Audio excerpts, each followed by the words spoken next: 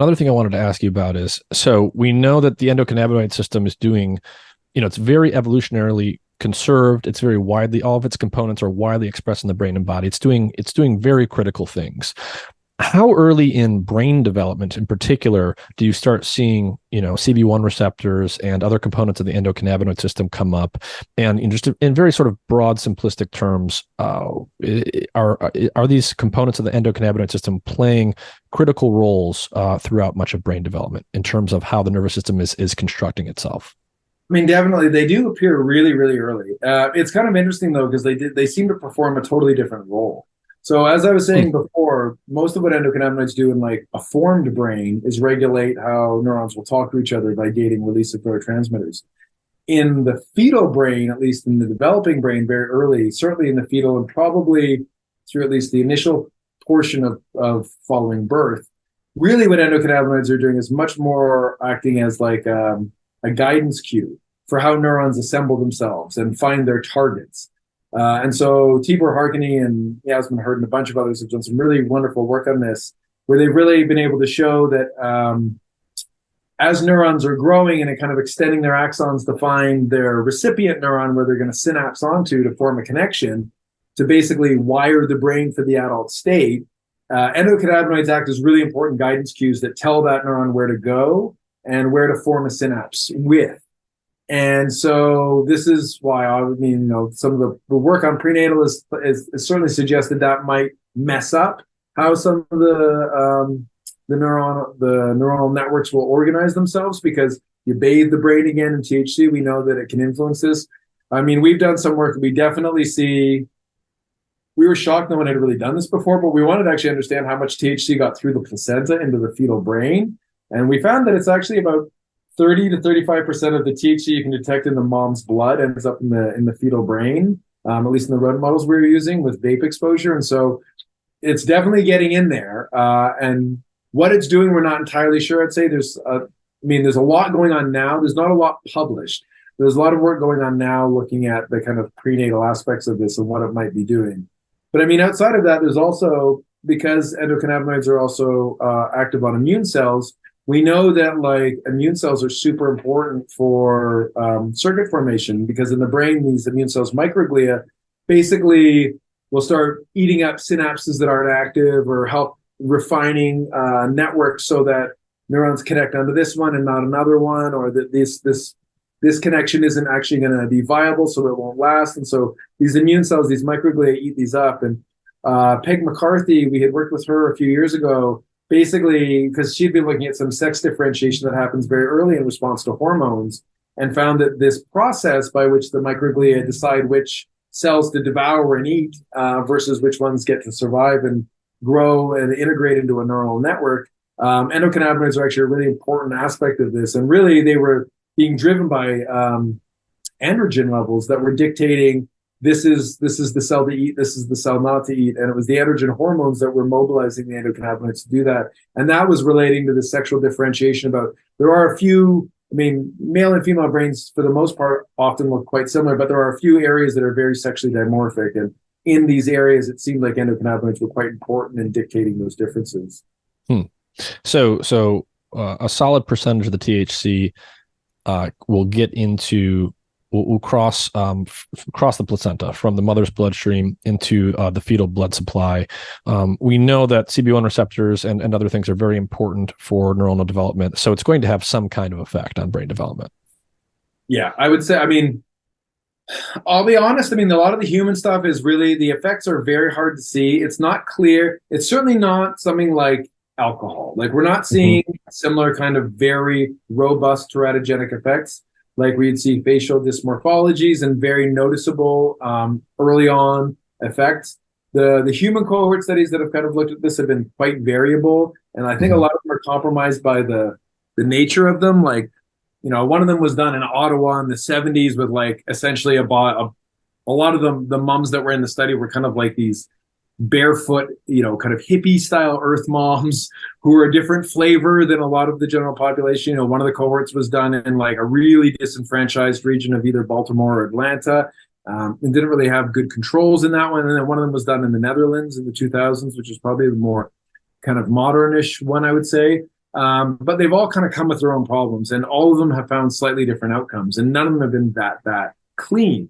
The one thing we do see, at least from the animal stuff, that's quite reliable, is that for some reason males seem to be more sensitive than females, and it really seems to have an impact on the developing dopamine system. And this I find interesting because stuff that's starting to come out of some of these large cohort studies that are being done now in Canada with legal cannabis, is also in the States through ABCD, is that there does seem to be a slightly elevated risk for some neurodevelopmental disorders like autism and schizophrenia. Autism certainly has a male bias.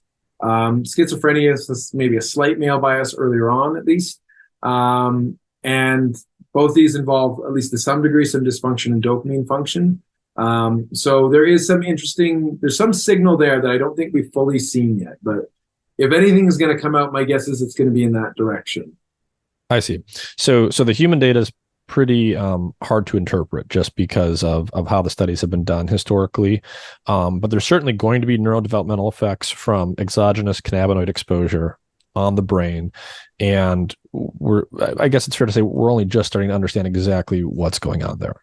Yeah. I mean, again, and I think this is the thing with fetal alcohol exposure, it was a lot easier to detect because at birth, essentially, a lot of those effects, certainly if it's significant alcohol exposure, are immediately observable because they are outwardly physical dysmorphologies that can be seen.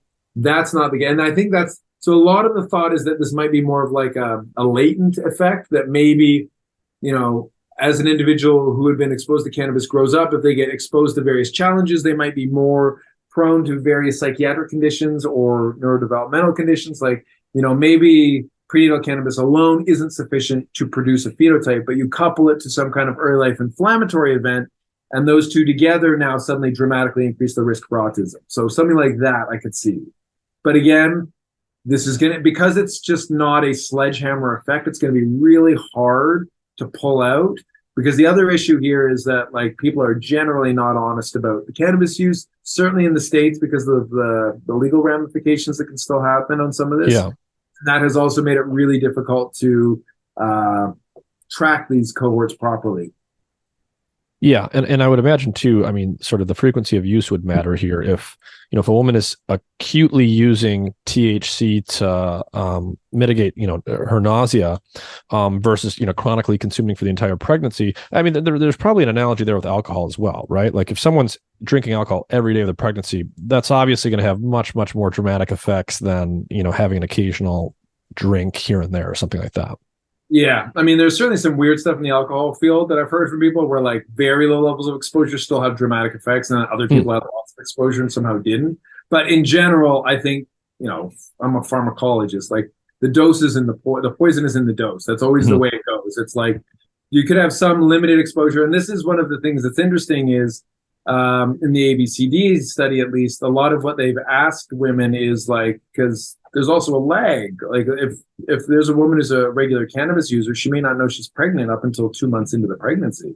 And so there's been did you stop once you knew you were using using cannabis once you knew you were pregnant or not? And the majority of women did stop, but there was still some incidental exposure. And so that they've then compared to women who used cannabis throughout the entire pregnancy to see if there's differences. And we're on a paper right now that was probably going to come out relatively soon, looking at white matter development, and the kids are 10 years old now, who'd been exposed to cannabis, and there was some subtle effects, but they were even seen in the ones that had some exposure, even for just the initial phase of the first trimester before the woman even knew she was pregnant. And so, if the effects, again, we have no idea what the consequences of these effects are, because a lot of the behavioral stuff is really inconsistent. So it's hard to understand if this relates to things like attention issues or impulsivity issues or aggression issues, as some of the literature has suggested. But I assume as we start studying this a lot more as we are now, we'll start to probably get some more definitive answers in the next 5-ish years, I'm thinking. And it sounds like you and quite a number of others are now doing studies where you're giving non-human animals cannabis in the form of inhaled cannabis. You're exposing them to vapor. Why is this starting to happen more, and what do those experiments look like? Why might it be advantageous to administer cannabis or THC that way as opposed to injecting it directly into animals? So one of the things that we realized pretty quickly was, well, the dosing that gets used with injections is hard to understand in the context of cannabis use. So we've done some comparative work, as have others. And one of the things we know is when you inhale cannabis, which is like still like the majority of people still inhale cannabis. It's like 85% of people. They may also do edibles, but the majority of people still inhale cannabis as the primary route of consumption. So when someone inhales cannabis, what we know is very quickly that THC goes across the transfers from the lungs into the blood and very quickly accumulates in the brain. THC is a lipid molecule, so it's going to want fatty substances to live in. It doesn't like the blood, which is aqueous. So where does it go? It accumulates in things like fat on your body, your brain, your male, your testicles, because there's a lot of fat tissue in there with the steroid production. So you get like these very clear areas where THC accumulates very, very rapidly. But the other thing is it also clears out relatively fast. And so, I mean, if you track kind of neuropsychologically intoxication rates from someone consuming cannabis, people feel it after about 2 to 5 minutes, peak around 30 minutes, and then they start to come down. They may still have some residual effects up to a couple of hours, but most people, after about 60 to 90 minutes from inhalation, are basically, for the most part, won't score very high on any measures suggesting that they're actually intoxicated or high still. So when we do inhalation in animals, we see very similar. We get the same blood THC levels. So, blood THC from inhalation usually falls somewhere between 50 and 100 nanograms per mil. So we want to kind of hit that spot. But it's only staying in that range for a short period because it has this rapid spike and then it gets cleared from the system pretty quickly. And so that's an important thing to think about because when we inject THC, we inject it either subcutaneously under the fat layer of the skin or into the intraperitoneal, like the abdominal cavity. And either way you go there, it's either going to sequester into the fat and then leak out, or it's going to go, if it goes into the gut, it usually almost always goes right into the blood and right into the liver. And what happens with that is it makes an insane amount of 11-hydroxy.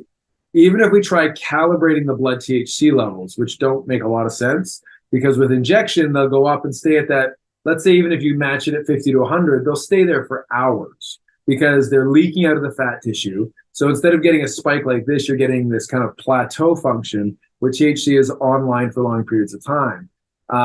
So not only are your blood THC levels staying higher for longer, but your the amount of 11-hydroxy that's being made, because so much of this is getting chewed up from the liver, is going up dramatically. So we see like 5 to 10-fold higher levels of 11-hydroxy from an injection than we do from inhalation. Because inhalation largely bypasses hepatic metabolism until it's on its way out. So you don't get, our 11-hydroxy levels are very low with inhalation. So it just means when you're trying to compare or make inferences from animal studies where they've administered THC through those routes, it's just truly apples to oranges if you try and compare that to cannabis consumption in humans, which is primarily inhalational. It can be. I mean, I think if you use really low doses of THC injection, which most people don't use, there are definitely some that do. I think that can be a little bit more appreciable. I think that makes a lot more sense. But the problem is, I mean, like, let's just look at hypothermia. So this is a classic physiological readout of THC. So if you give an animal THC, their body temperature drops a degree or two. Humans have some degree of hypothermia as well. Like we go a little bit drop in body temperature when we consume cannabis. With inhalation, you see the hypothermia immediately. When the animals come out of the vape chambers, if you measure body temperature, it's already down. And then over the next hour or so, it'll recover. And that, to me, tracks the physiological timeline of how long someone's usually intoxicated for. If you inject them with THC, that hypothermia goes on 8 to 10 hours. So it's like scales, a magnitude orders of difference in terms of the length. And so, again, I go back to being a pharmacologist and I think, okay, so if I think of what the biological consequence of activating a receptor on a neuron for, say, 30 minutes while that ligand is present in the brain versus 8 hours, the outcomes of those effects are very, very different. Yep. Because one of them is going to cause a long-term persistent change in the cell, one may not. So if we're talking about a wake and bake style smoker or someone who all day is just consuming cannabis nonstop, which there definitely are people who are like this, maybe the injections are going to be more representative of that, where we're looking at really persistent and chronic saturation of cannabinoid receptors and whatever consequence is going to happen biologically from having that receptor driven that much of the time. But that's not how the majority of people consume cannabis who do. And so most people kind of have much more patterned use. even if they're daily, a lot of people are more like night cappers where they'll only use it at the end of the day, the way that someone will have like a glass of wine or something at the end of the day. And that's a very different pharmacological effect. And so, again, it depends on what your question is, but if you're injecting THC and then making inferences that are saying, well, this is the same as someone consuming cannabis, that's where I'm like, ooh, I don't really think these are, I don't know if I'd go as far to say apples and oranges, but they're definitely not the same. This is like a baby apple to a fully mature apple, maybe. Like, they're very different. They may be in the same range, but we're looking at two different phenomenons for the most part. And the joke I always make to people is they say, well, the funny thing is, we look at the animal literature from injecting cannabis. We have managed to both cure and cause every disease known to man. Because if you scour the literature in anything, you look at, neurological diseases like MS or Parkinson's, or even things like neuroinflammation, you give injected THC, it cures all these diseases like 100%. They're all gone. And certainly in the clinical populations, there are people that derive benefit from this and have gotten, symptom relief or improvement from using cannabis. But it's not this like everyone suddenly gets better and it's 100% improvement. It's like patches, and some people improve and some don't. Even those that improve, usually the effects are relatively moderate.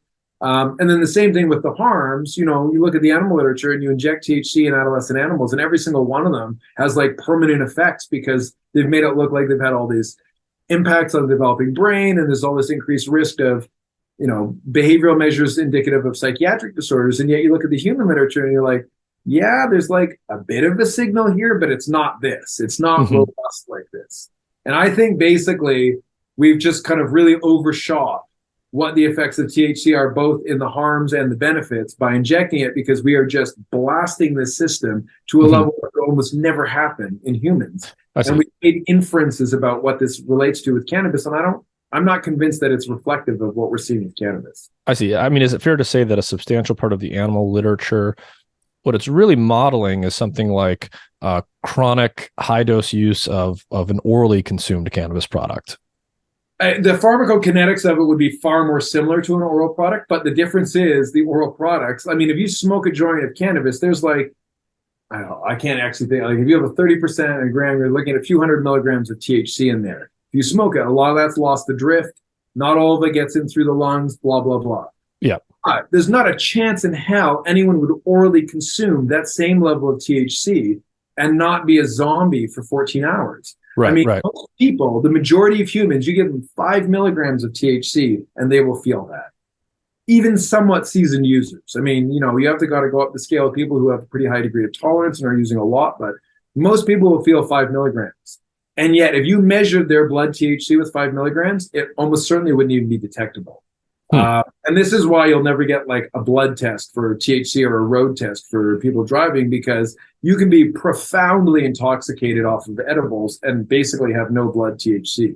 Yeah. Whereas you could smoke a joint and only be moderately intoxicated and yet have blazing levels of blood THC. So it does make it really complicated, because when you eat it, it also leaks out of your gut for hours. So there's no big spike. It's this progressive wave over like a longer period of time where it goes into your bloodstream. So a single snapshot in time doesn't tell you anything.